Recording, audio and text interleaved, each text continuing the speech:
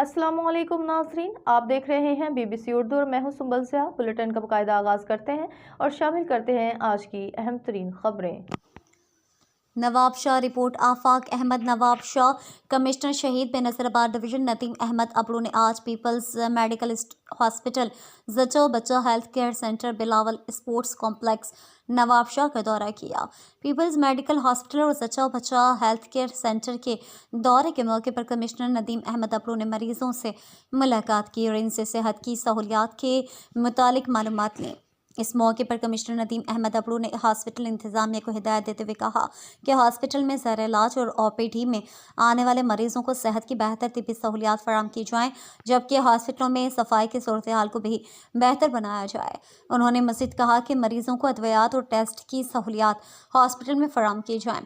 इस मौके पर additional MS doctor Mumtaz Memon ने हॉस्पिटल में मरीजों को मिलने वाली सेहत की सहूलियात के मुतालिक कमिश्नर को आगाही दी।